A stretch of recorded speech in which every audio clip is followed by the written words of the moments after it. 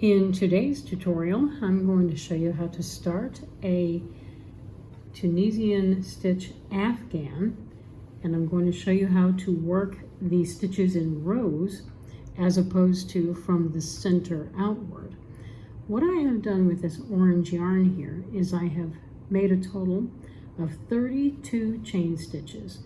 Basically, you'll want to chain in groups of 10 and then add 2 additional stitches when you have reached the size that you want. Now, while this is a very long chain, I can't even really get it fully into the frame here, this is not how long this piece will be. Because the squares chew up a lot of stitches, it will shorten. So you'll see as we go along. So once you have your number of chain stitches made, what you want to do is on the back of the chains, you want to just take a look and you'll find the back loop and insert your hook through the back loop, grab the yarn and draw up a loop.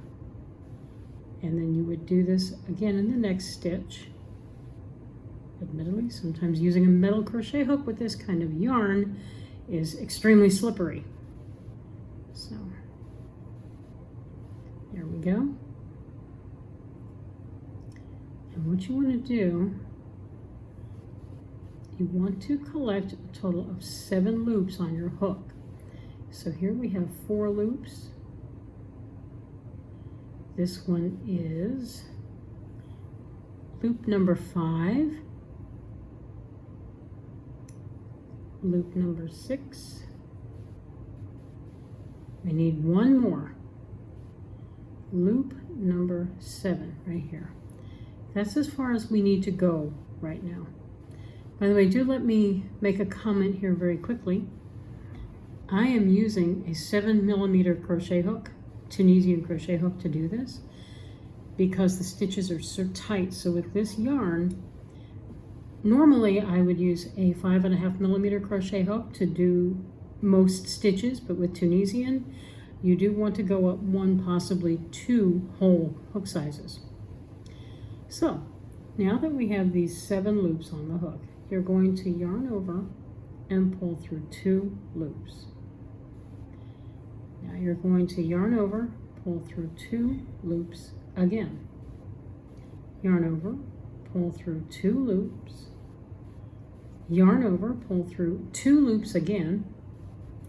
And one more time, and one more time, until you have only 1 loop on your hook, just like that.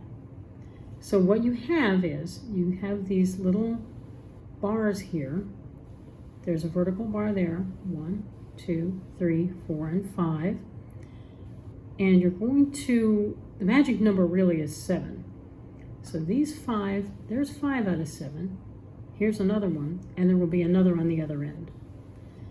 What you want to do, you want to do another forward pass here by inserting your hook under the second vertical bar from the edge. See, the one that's right here, you don't count that one. You don't really start there. The second one is where you go.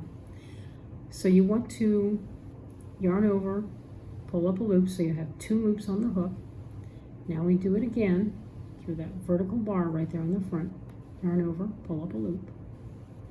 Do it again, okay? And one more time, here we go. So now we have 5. We're going to do number 6 here.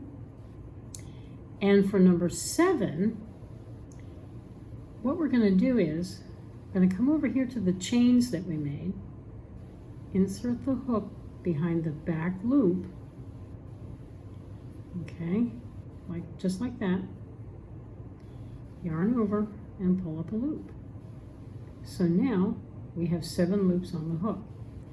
So simply yarn over, pull through 2, yarn over, pull through 2, pardon me, yarn over, pull through 2, yarn over, pull through 2. This is called the return pass, by the way. Yarn over, pull through 2, yarn over and pull through 2. So now we have another row of these stitches. We're going to have a total of 5 of them. So we're going to start our forward pass, insert behind each vertical bar, and pull up a loop, and just hold it on your hook just like that. There we go. Through this one. And when we have a total of 6, we're going to come over here to the chain. The next available chain, we go in through the back loop, yarn over, pull up a loop. Now we start the return pass. Yarn over, pull through 2, all the way back until we have only 1 loop on the hook. Okay, there we go. And there we go. So now we have 1 loop on our hook, the first of 7. Let's do the second loop. Exactly the same as before. The third loop. This is our 4th loop. This is loop number 5. There we go. Loop number 6. Right here. Come on, cooperate with me. There we go. Okay, and come over here to the chain so we can do loop number 7. Right through that back loop. Okay, so now we yarn over and work our return pass. Pull through 2, yarn over, pull through 2, yarn over, pull through 2, yarn over, pull through 2, yarn over, pull through 2, yarn over, pull through 2, and we have only 1 loop on the hook. Let's take a look at our work so far. We have a total of 4 rows done. We're going to do our last one. Okay, so insert, yarn over, pull up a loop. That's 2. And here we're going to do 3. Here we're going to do 4 and 5 and 6. Let's get under that vertical bar there. Come on, there we go. Come over to the chain. And 7 loops on the hook now. And yes, it does curl. That's normal for Tunisian crochet. So now we work our return pass. Yarn over, pull through 2, all the way back down. All the way back down till you have 1 loop on your hook.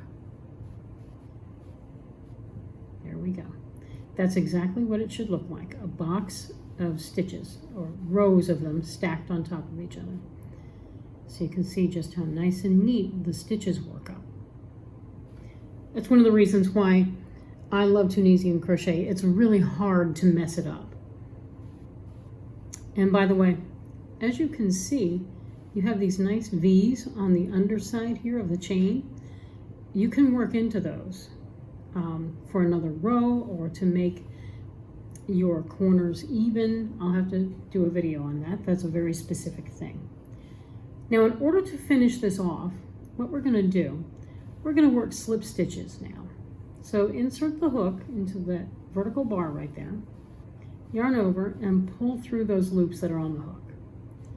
And do it in the next vertical bar. Try not to let the curling get in the way here. Let's see. There we go.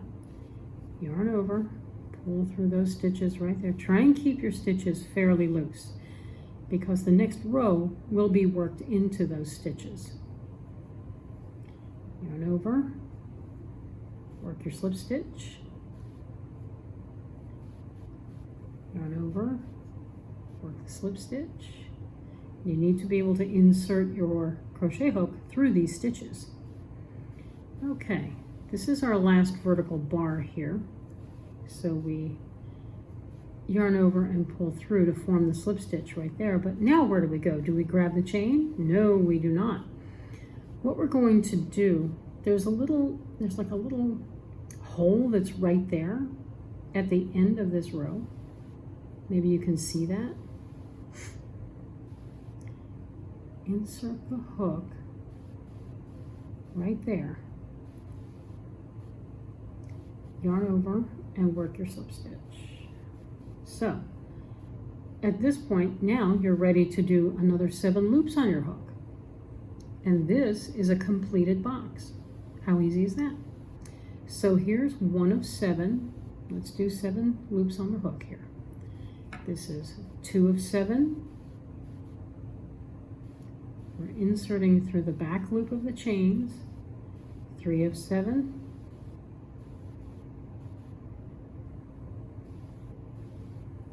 This is 4 of 7.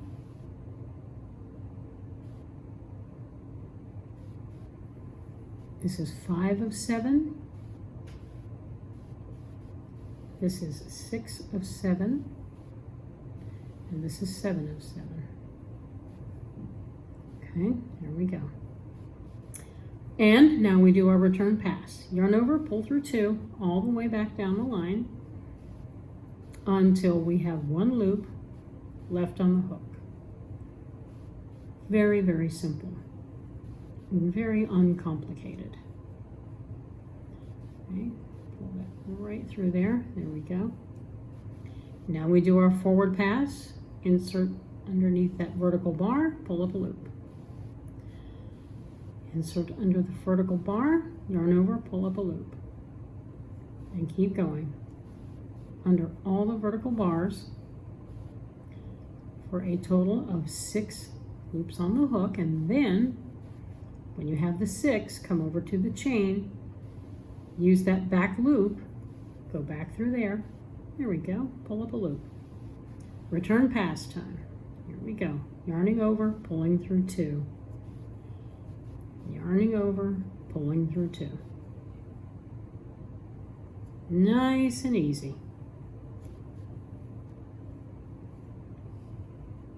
Okay, let's keep going.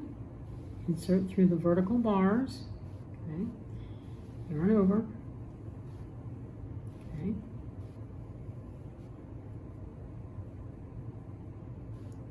Here we go. Pull up the loops on your hook until you get to 6. Then you come over to the chain, go through that back loop, yarn over, pull up the 7th loop, then do your return pass. Yarning over, pulling through 2, all the way back down. There we go. All right. So we have 1, 2, 3 out of 5 rows done. Let's do the next one. Through the vertical bar. Here we go.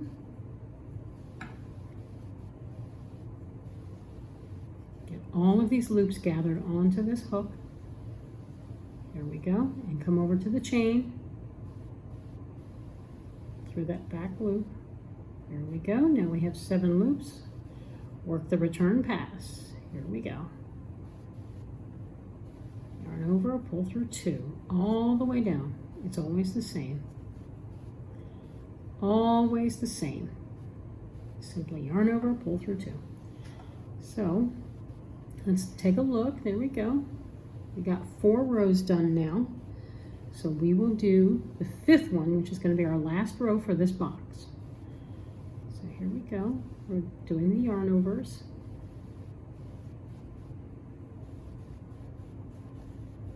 Insert, yarn over, pull through. Really simple. Very, very simple. Nothing complicated at all. Okay, come in through the chain, the back loop on the chain. There we go. Do the return pass. There we go.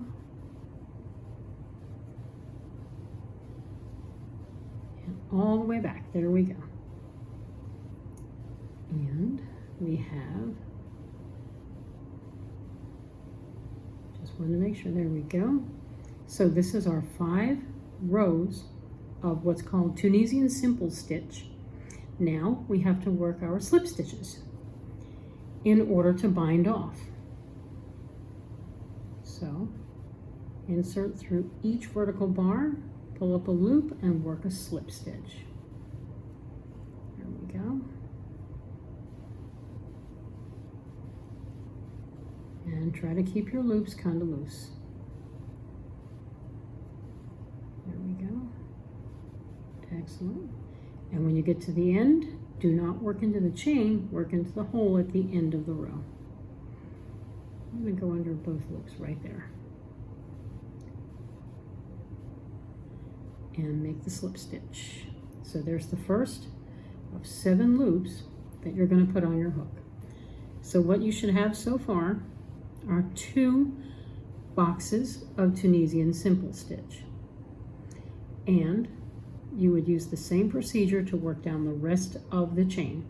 I'm going to go ahead and work that and be right back.